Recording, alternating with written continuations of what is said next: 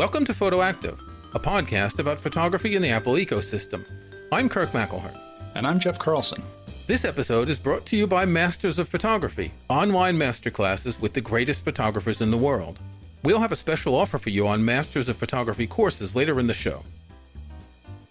We don't usually do news in this podcast, but there is a bit of news that came out on the day we're recording this, which is about 10 days before you're actually going to hear it. So by the time you hear this podcast, this is going to be stale news, but this is pretty important for some people, isn't it, Jeff? It is. So basically, Apple has officially announced that Aperture is going to stop working after macOS Mojave. So whatever the next version is that's going to be announced at WWDC, when that comes out in the fall, Aperture will no longer work. Now, what's interesting is this software was sunsetted 5 years ago. Apple said, we're not going to do this. We're going to get rid of iPhoto. We're going to replace it with Photos. And, there are all sorts of other options. However, as you might imagine, there are a lot of people who still use Aperture. And I have to admit that just like a few days ago, I was going through some old Aperture libraries trying to find some old photos. So it still works as well as it did, but at some point we've known this is coming. We've known this day would come because it always does for old software. And now it's time to start thinking about, okay, where are your Aperture libraries going to go if you still have Aperture libraries? You can open them in Photos, then it brings everything over. Does it transfer everything? The original files, all your edits? I believe it does. I knew you were going to ask me that. I've never used Aperture. I used iPhoto in the past because Aperture was a paid app. It was relatively expensive, wasn't it? Yeah, it was. It was several $100s? No, I think it was more like $300. Yeah. What's sort of fascinating about the history of Aperture is that Apple made a big push into this. They were like, this is going to be the thing that pro photographers are going to use. And they lined up a lot of like heavy hitters that attested to it. And like, it was a big deal. And then this was also about the time when Lightroom started to rise. And the thing is, at least, my personal experience, I started with Aperture. I used it for several years. And when version 3 came out, the performance just wasn't there. And I figured, I have an older laptop. That's probably it. And I was due to get a new laptop that year anyway, so I bought a new one, and the performance still wasn't really there. And then at one point, I think Apple just lost interest. It's been a program that works just fine. I don't think it's ever been updated except right around the time when they sunsetted it. And now finally it's just going to end because of some limitation in the next version. Well, I think the limitation is the 32-bit, 64-bit limitation that I think for other apps. It's not. I think Aperture is 64-bit. We don't know yet. There's just something about it that's just not going to work. So that suggests that in the next version of macOS, there's going to be some sort of image framework in the operating system that Aperture may not be compatible with. And this could be something that Apple's going to present in June at the Worldwide Developers Conference. Yeah. I think that's the case. And that they're giving an early warning about Aperture now because there are professionals using this who may need some months to resolve to decide what they're going to use to replace it. Oh, yeah. Whether they go to Photos or Lightroom or whatever they use. Yeah. I mean, when we were talking to Nick Bott from Gentleman Coders, he mentioned to us that he still uses Aperture on a regular basis. And he's the guy who wrote Raw Power. So, a lot of people still use it. There are ways to migrate beyond it. Apple put out a little tech note. We'll put a link in the show notes, giving you some suggestions. I humbly will mention that I wrote a book, Take Control of Your Digital Photos, that has a lot of extensive step-by-steps because I knew that people are going to be looking for a way to get away from Aperture or iPhoto. And you know what? There'll be a link in the show notes to that book too. So let's get to our main topic. And you suggested this a while ago, and I'm so happy that you know about this because I don't. This is, since we've gone digital and we don't use film anymore, we don't have to worry about film stocks and the ASA values of films and how they're processed and all that, but we do have to worry about memory cards. It's easy to think that any memory card is more or less the same as any other memory card, other than capacity. But there are lots of differences between memory cards. And I only recently discovered this because when I got my X Pro 2 a little more than a year ago, I found that it has two memory card slots. One of them, the normal speed, which I assume is a much faster speed than cameras 5 or 10 years ago. And the other one, a higher speed.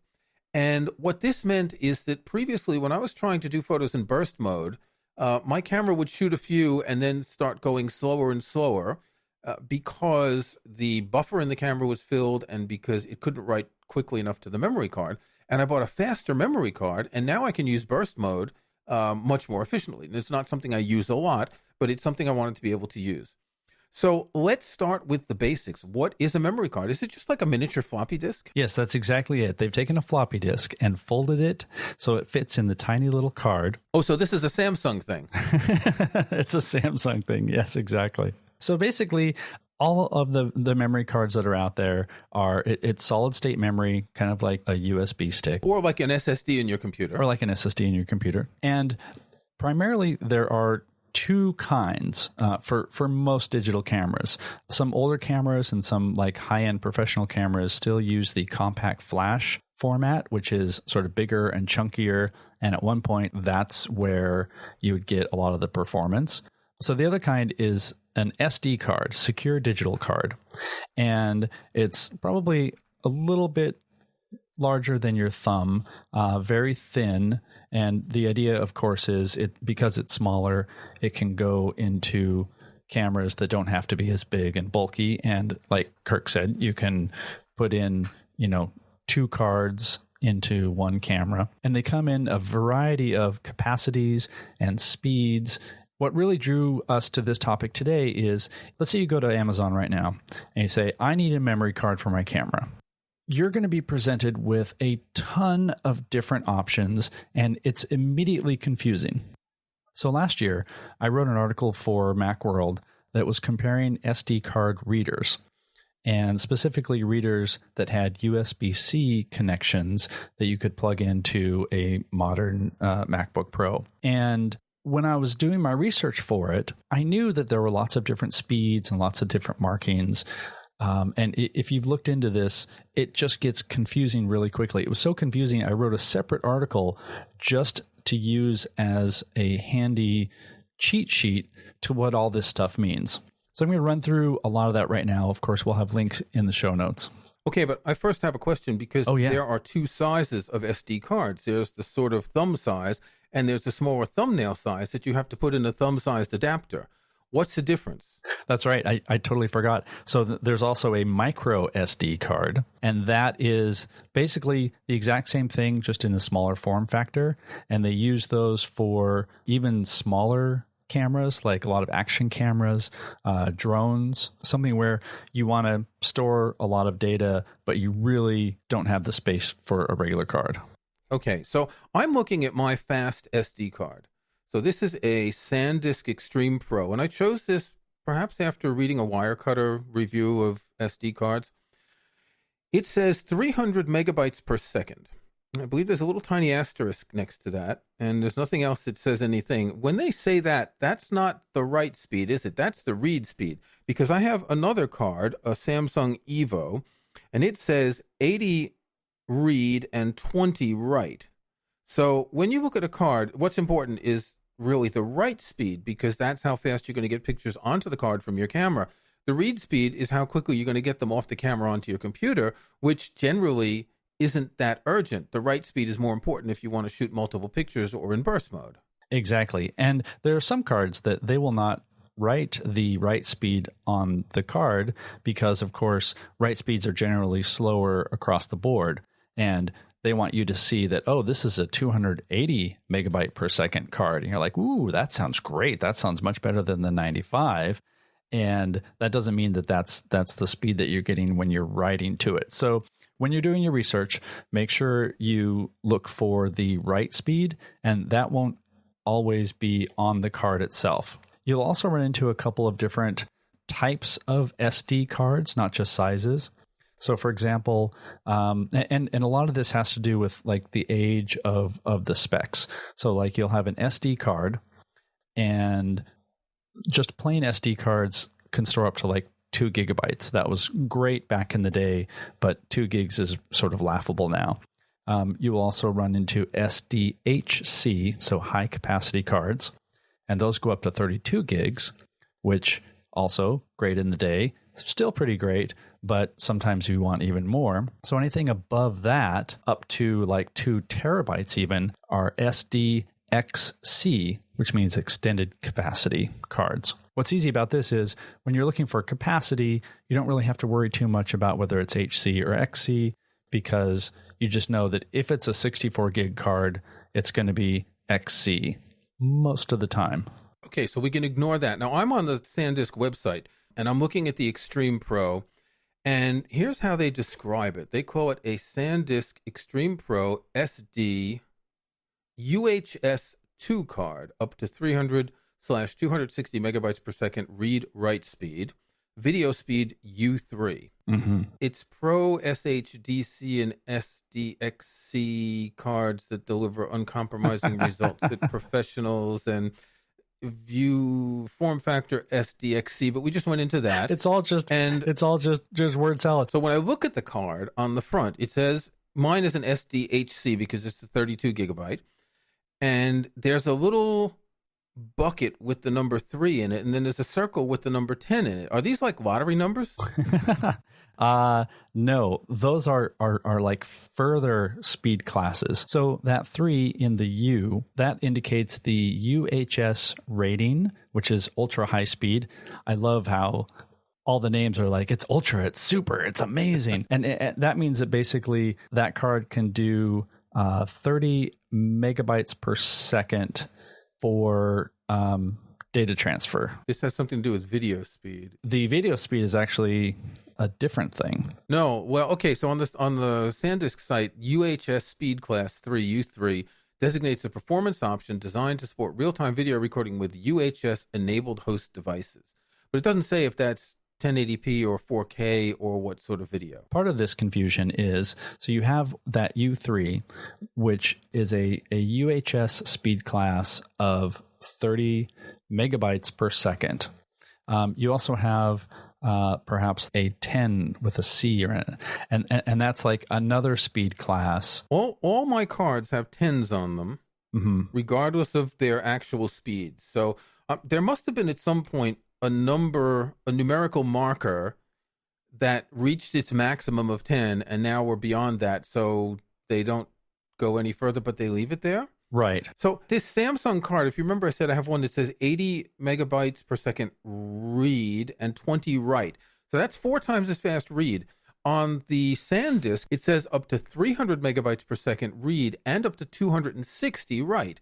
So there's not a difference of 4 to 1 as there is with the older Samsung card. Right. Something very interesting about that card, if you turn it over and look on the back, you'll see that it has 2 rows of pins. That's right. This is key. If you want to get those high speeds, you want to look for a UHS-II, as in the Roman numeral 2, UHS-II type of card.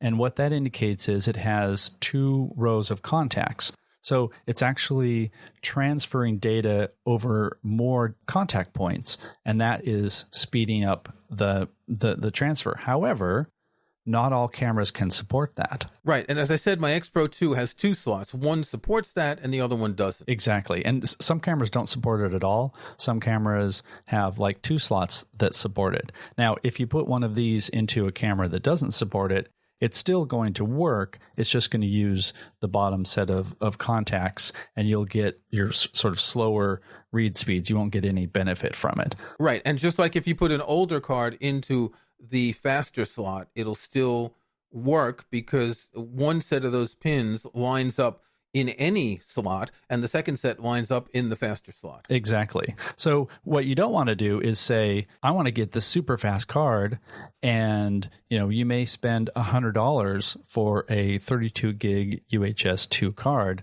and you'll put it in your camera and you won't be getting that performance, and it would have been basically just wasted money. Okay, my head hurts. Let's take a break and we'll come back and we'll try and start giving some recommendations for people as to how to select a card. Masters of Photography is a unique online learning platform that brings together some of the world's most acclaimed photographers, the Masters. You can enjoy an unprecedented insight into the way these photographers work during intimate lessons that capture their knowledge, ethos, and philosophy. I've taken the Masters of Photography course with Joel Meyerowitz, one of my favorite photographers, and I was impressed by his passion for photography and his desire to transmit his knowledge to others. With more than 5 hours of video and 34 lessons, Joel Meyerowitz discusses technique, inspiration, and his career, and gives some practical tips about shooting in the street, taking portraits, and even still life photography. I strongly recommend this course with Joel Meyerowitz, and Masters of Photography has a special offer for PhotoActive listeners. Get 5% off any course with the code PhotoActive. Go to mastersof.photography and enter the coupon code PhotoActive or use the link in our show notes. That's mastersof.photography. I really enjoyed this course, and I think you will too. Okay, that was all very confusing. It's not Jeff's fault. It's the industry's fault. Quite frankly, I think the industry would be much better off normalizing this. I mean, it is normalized in certain ways, but it's not consumer friendly. It seems like this is something made for professionals, and they'll understand all these little things. Oh yeah, I got this card. It's a XDC fast number 2 circle 10 C3 whatever. I would bet that actually a lot of professionals don't understand all of it anyway. Yeah. Just because there's so much. I mean, I think a lot of professionals will just be like, give me the quickest and the fastest, and my gear probably handles it. For the rest of us, you have to have at least a rudimentary knowledge of what all these little symbols mean, because of course, a lot of it is marketing. A lot of it is, made to make a card look faster than it is. Okay, so I think one of the first questions when someone's looking for SD cards is what size? You could pick the largest card available, which is 128, 256. I think there are even 1 terabyte cards that are starting to be sold right now. But how many photos do you actually need? So my X Pro 2, its raw files are about 50 megabytes and its JPEGs are about 12 to 15 megabytes. So if I shoot raw and JPEG, that's 65 megabytes on average per photo. In 32 gigabytes, I can put, 400, 800 photos. I'm actually looking for a website that'll calculate this, but it's not that simple to find because the different sizes in each one. How often are you going to need to shoot hundreds of photos if you're not a professional doing weddings, and if you're not shooting video? And I think video is a different thing. You need the biggest card no matter what. But for people like us, just average photographers, we're never going to shoot that many photos. Although, if you're on vacation, you might be shooting a lot of photos. Although, and I know you're waiting to answer my question, although if you're on vacation, I would say use a different card every day just in case. Well, see, now I don't need to say anything, but I will. Although, that's actually a really key point, because you're going to go to Amazon and you're going to be like, oh, I can get this 128 gig card, and that'll last me the entire week, and I'll be great. And, it's going to cost a little bit more money, but then I don't have to worry about it. Well, the problem there is you're putting everything onto one card. So it's much better, in my opinion, to get more smaller capacity cards that will cost less than to put everything onto giant capacity cards. So I just bought, finally, I just bought a Fuji X-T3. Yay, finally. And I bought 2 64 gig cards to add to my current arsenal of cards, which, to be honest, since I've been using them over a number of years, I've got, 32 gig cards, I've got 62s, I've got 16s. But, I wanted something that I could, start off fresh, also because this camera has 2 card slots. So I want something that'll fit into both and have the same write speeds. Even when I'm out on a photo workshop, I've definitely come close to running out of space, but it's much better for me to have a few backups than to just put everything onto one card. Because what if you lose your camera? What if you lose your luggage or something? Again, we go back to backups so often on this, but it's such an important topic. Yeah. It's much better to spread them out. And especially because, for example, so the cards that I got were, it was a SanDisk Extreme Pro. It was a UHS-I card that was 64 gigs. And the price was like $20, like $20 for 64 gigs of storage, which blows my mind. But it's just a UHS-I. It's I not know. Fast. Mine, I'm just looking on Amazon. I bought this in August 2018. It cost me £52, so let's say $70 for your UHS-II. gigs.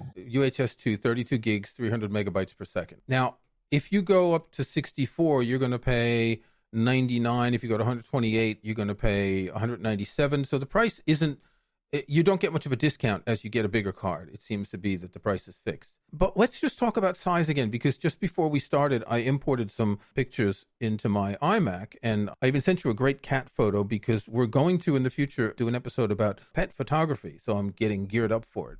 And I have 119 files. Now, I'm thinking there's about 50 RAW files and a bunch of JPEGs, because in my Fuji camera, sometimes I do RAW conversions to different JPEGs. And all of that takes up 3.5 gigabytes. So I could put, at that, I could have, well, let's say multiply by, I could have 450 RAW plus JPEG. So does anyone need more than 32 gigabytes unless they're professionals, or if they're not doing weddings and, you know, millions of cat photos? This is exactly one of those cases where it depends on how you're shooting and what you're shooting. For example, I was out shooting in the Palouse area of Eastern Washington, and we happened upon some crop dusters. They fly their planes 8 feet off the ground. It's amazing to watch. And so we were at a relatively safe distance, and I was just firing off at the peak burst rate that I could, just trying to get anything. Now, most of those photos just got thrown away because, you know, it's like half of an airplane or what have you. But that was a case when I wanted to shoot the burst mode as fast as I can. I used up a ton of storage, and then I was glad to have the capacity. Otherwise, you know, I would get to the end and then I'd be done. And have the faster card to do burst mode. You were going to do a live test to see how fast your burst mode works on the camera. So if you have burst mode on a camera, the way to check if your camera bursts faster than your memory card can write is just hold down the shutter, and you're going to hear the burst mode. How long does it go before it goes from click, click, click, click to click, click, click? So let's do a live test. Okay, I timed it earlier. It was about 5 seconds. So this is what it's going to sound like.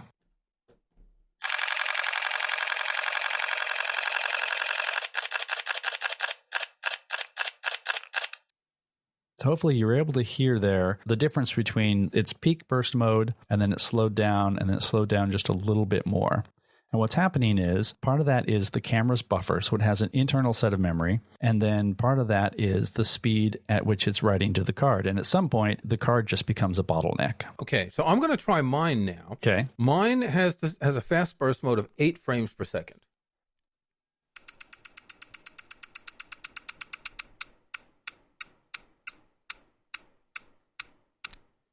It didn't go much further than yours, and that was with the fast card. Yeah, that's because you have an old camera now. I know. It was probably released about 2 years ago. Oh, see, that's ancient, says the guy who had a 5-year-old camera up until last week. Okay, here's same camera. This is my X-T3, and this is in an even older 95 megabyte per second Extreme Pro 32 gig card.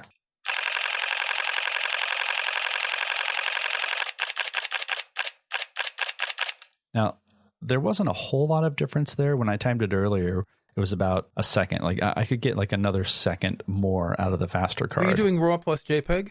In this case, I was testing just RAW. Oh, so I was testing RAW plus JPEG. Oh, well, yours is going to be like super fast now.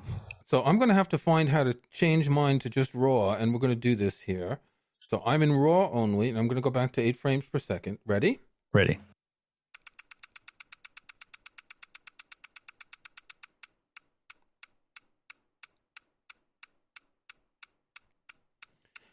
Now, what's interesting is you can hear that it's still doing a little bit faster than 1 per second.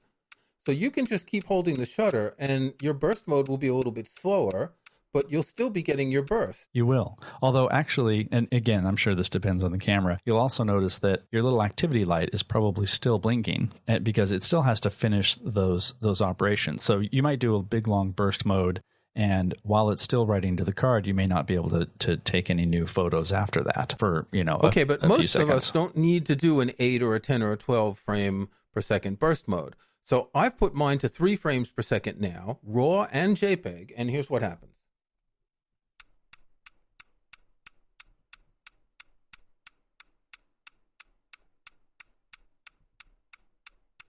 it's going to just keep going at 3 frames per second. Yeah, because it can keep up. Because that was about the speed that it was slowing down to before. So if you want to do burst mode and you don't need the fastest burst mode, don't set it to the fastest burst mode. Set it to the second one. So in my case, it's either 8 or 3. And then you'll still be able to take pictures for a longer period of time without worrying about things like the buffer. Exactly. And, I'll say, if you don't think that you're going to be shooting in burst mode very often, yes, it's great to have the faster card, but you don't really necessarily need it. And to dip briefly into video, you'll see in the articles that we mentioned, there are also video speed ratings. And so, for example, the card that I had, that I just bought, the 64 gig card, has a V30 rating, which I believe will get you a good data rate for 1080p video. And I think the recommendation for shooting 4K video is a V60 rating. Basically, that just means because 4K video is so bandwidth intensive, it's going to be able to record that just fine without it overloading the memory or the buffer and then getting in your way.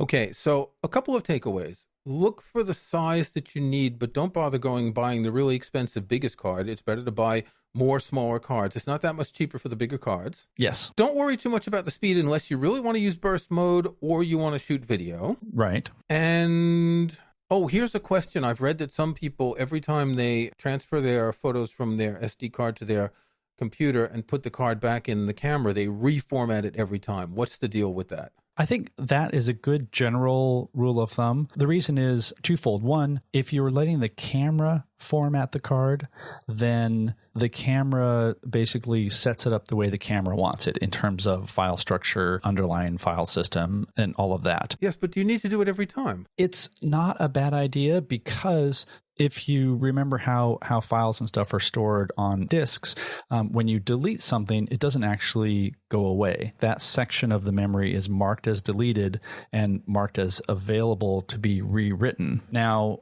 I'm going to give a caveat to this because if you suspect that you might run into problems, you might want to erase instead of format, and then you can use recovery utilities to get old images off. But if something has rewritten over that spot, then you may not be able to recover it. As a rule of thumb, I always just reformat it because it's kind of a cleaner blank slate to start with. Okay. I think we've gone far enough. I'm still confused, but I'm going to listen to this episode after it's edited to try and understand this a little bit more. I'm fairly confident that the cards I have are okay. I mean, they don't change the color of my photos. They don't, the resolution is fine and all that. And we don't have to worry about that like we did with film. I did feel much more comfortable spending a little bit more for this faster card, knowing that I might need it and that it gives me a bit more breathing room. But again, I'm looking on Amazon. The top selling card here is £7.50 for a 32 gigabyte, 80 megabyte per second SanDisk. And even to go to the next speed up, 170 and 64 gigabytes, only £23. So they're not that expensive unless you go for the really fast, really big ones. Buy a bunch. Check Amazon's daily deals. They often have deals on SD cards. All of that is exactly the point that I hope people get from this. Yes, there are faster cards out there. And if you think you're going to need them, buy them. But if your camera can take a UHS-II card, buy 1 or 2 of those. And it doesn't necessarily have to be like the highest capacity, so that when you do run into a situation and you have the opportunity to switch into something faster and you want to shoot in burst mode or shoot a lot of video, then you have that option. But, for most people, for most shooting, spending $20 for a card instead of $100 for a card, you're going to be perfectly happy. It's going to work great.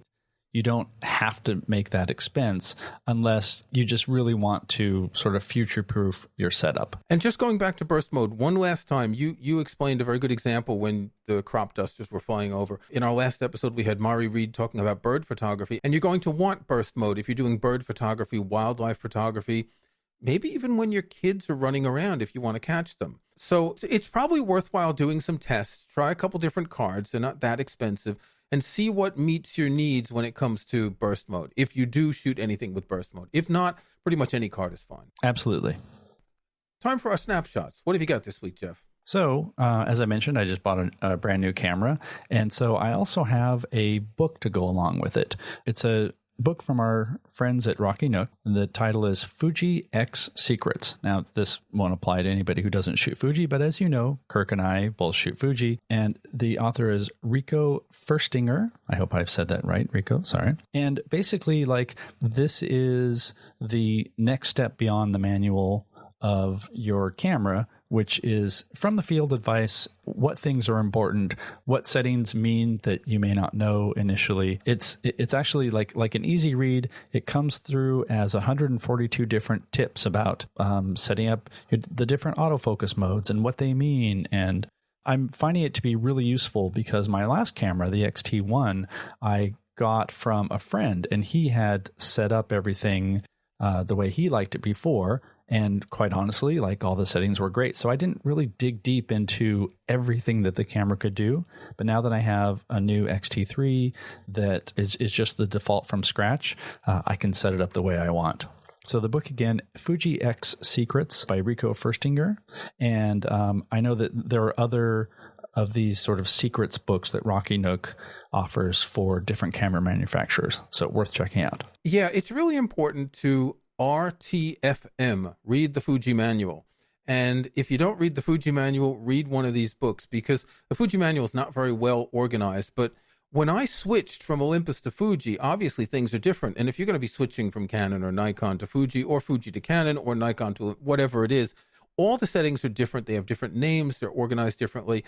And it's a good idea to read how it works, because different cameras approach things differently. Like auto ISO is different on one camera and another. Fuji has film simulations. Other cameras use things that they might call scenes or other ways of creating JPEGs. So it's really useful to read these. And, you know, if you're spending, I don't know, $1,000, $1,500 on a camera, spend the money to buy a book that's going to explain it to you and take some time to understand it. Absolutely. Kirk, what do you have for a snapshot this week? I think that we've talked in the past about presets that people make for different apps to take a photo, click a button, apply your look. And I'm not really a big fan of presets, but I was writing something this week about making black and white photos in Luminar. So taking your color photos and converting them to black and white. And you can obviously use the black and white edit panel to tweak the colors and all that. And there are plenty of options. But Luminar also uses what they call looks. Now, just some quick terminology. Most apps either talk about filters or presets, which are the same thing. Luminar calls them looks. Luminar's filters are the different things you see in the right-hand sidebar of the edit panel. And this could be the one that has exposure, brightness, and contrast. It could be curves. It could be levels, etc. So they're calling those filters, and they're calling these looks because the looks sound cool. If you go into Luminar and you go in the View menu, and then you click Hide Show Looks panel, a little panel comes up in the bottom, and this has their presets, filters, whatever you want to call them. And if you click the little menu button, you'll see that there are a number of Luminar Looks collections. If you click Get More, this is going to take you to the Luminar website where you can download a bunch of free looks/presets, and you can buy others. But one of the ones that is free is called Tonality Mega B&W Pack. Now, Luminar had made a standalone app called Tonality, which I think they no longer support, which was just for converting from color to black and white. And it looks like they've taken all of the looks/presets from Tonality and made them available for free download to add to Luminar. As I said, I'm not a fan of presets, filters, and all that, but when you do have these, you can look at them and you can see what the adjustments are, and you can learn how the adjustments work to give a specific photo, a specific look/preset application, etc. I know this is really confusing. I wish all these companies would use the same terminology, looks. I think looks sounds good because of the alliteration. It's a Luminar look. It's not a Luminar preset. Yeah, and don't even get me started on Affinity Photos personas for the different editing versions or editing modes and all that. Anyway, if you use Luminar, check this out. There are a bunch of free looks presets, and since I like black and white, I found this quite interesting to download. Thanks for listening to PhotoActive. You can find show notes, including any photos we discuss in the show, at photoactive.co. That's photoactive.co. We couldn't afford the M. You can subscribe to PhotoActive in your favorite podcast app or in Apple Podcasts. See the links on our website. And think about leaving us a rating or review on iTunes or in your podcast app. Thanks again for listening.